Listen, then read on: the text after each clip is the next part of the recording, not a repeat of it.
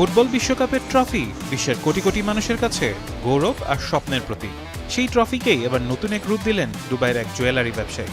ছেলের তৈরি একটি লেগো বিশ্বকাপ ট্রফি পরিণত হয়েছে হীরা আর সোনায় মোড়ানো অনন্য শিল্পকর্ম। দুবাইয়ের জুয়েলারি ব্যবসায়ী হেমন্ত কারামচাঁদানির এই ব্যতিক্রমী সৃষ্টির মূল্য প্রায় ৩ লাখ দিরহাম, বাংলাদেশি অর্থে যেটি কোটি টাকারও বেশি। ট্রফিটিতে ব্যবহার করা হয়েছে প্রায় ৯০০টি হীরার টুকরো, যা বসানো হয়েছে ১৮ ক্যারেট সোনার উপর। কারামচাঁদানি জানান, পুরো কাজটি শেষ করতে তার সময় লেগেছে ৩৫ দিন।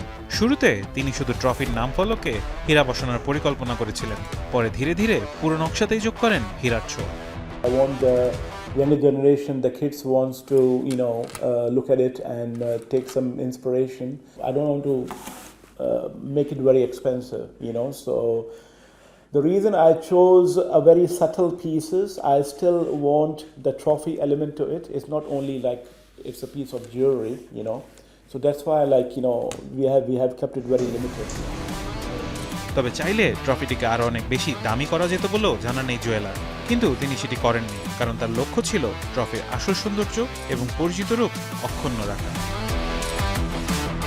ভবিষ্যতে এই বিশেষ ট্রফিটি দাতব্য কাজে ব্যবহৃত হতে পারে, আবার জায়গা করে নিতে পারে দুবাইয়ের বিখ্যাত মিউজিয়াম অব দ্য ফিউচার। যুক্তরাষ্ট্র, কানাডা ও মেক্সিকো জুড়ে যখন বিশ্বকাপের উত্তেজনা তুঙ্গে, তখন মাঠের বাইরেও ফুটবল প্রেমীদের নজর কেড়েছে হীরাখচিত এই ব্যতিক্রমী বিশ্বকাপ ট্রফি। ফারহান ইহসান, এখন।